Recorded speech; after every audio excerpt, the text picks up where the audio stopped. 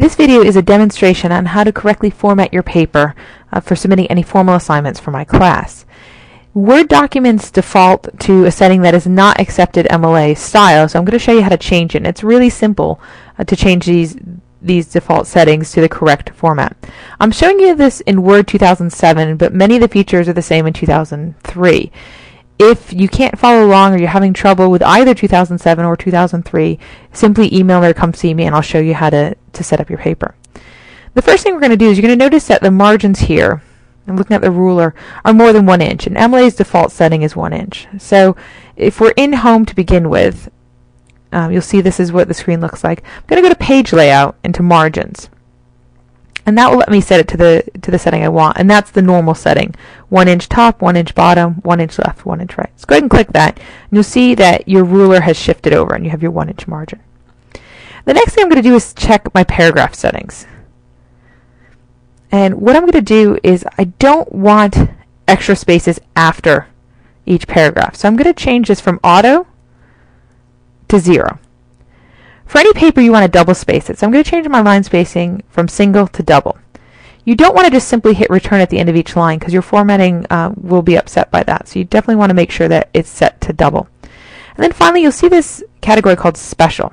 If we open that, we can change each first line to indent by 1/2 inch. And that means each of our paragraphs will be indented automatically by 1/2 inch. And you can see that in the preview screen below.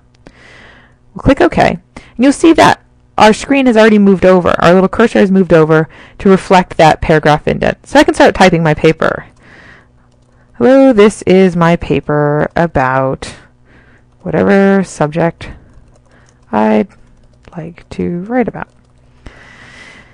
I'll keep typing in this way, and you'll see how it simply goes to the next line and it keeps that double spacing intact. When I'm done with this paragraph, this would be a very short paragraph, but I'm done with it. If I click return, it'll put me to a new paragraph setting, and it's already indented. This is a great default, so you never have to worry about having the correct spacing for your indenting or your double spacing. Word has done it for us. You just simply need to type and hit return when you want to start a new paragraph. One other feature you're going to want to look at is the font size. The default for 2007 is a 11 size font, and what MLA asks is a 12-point font. So we're going to change that to 12 point, and you'll notice the difference. It's a little bit bigger. On top of that, we prefer for you to use Times New Roman, but for my class, I'm fine for any readable font. So if you want to leave it on the default, that's fine. But if you want to change it to Times New Roman, you simply click on the font name and scroll down. I've scrolled to Times New Roman, and now I'm using Times New Roman. It is a little bit bigger of a font, is one thing you'll notice. Please, when choosing your font, don't choose any of the crazy looking fonts that you see here. I really can't read this.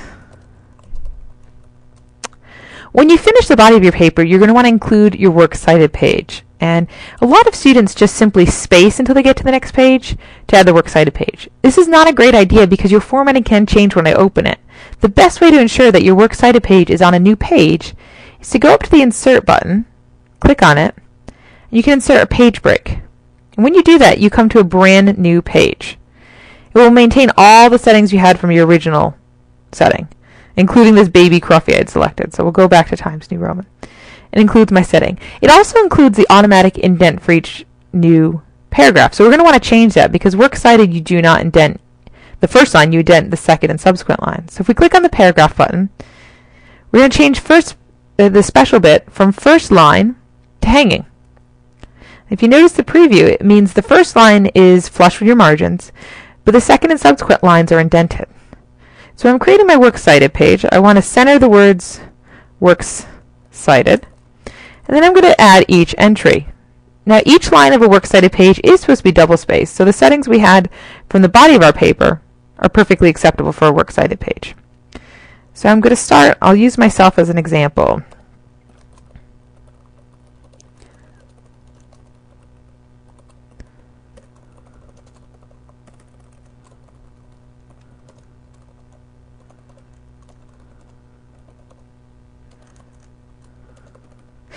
And if you notice, that second line was indented. If I kept on typing, I'm just going to type some gobbledygook to speed this up, you'll see it continues to indent it appropriately. When I have a new entry to start, it'll move back flush with the margins, and I can add my next entry. So remember this when you're formatting your paper, and if you have any questions while you're trying to do this, simply drop me an email or come see me.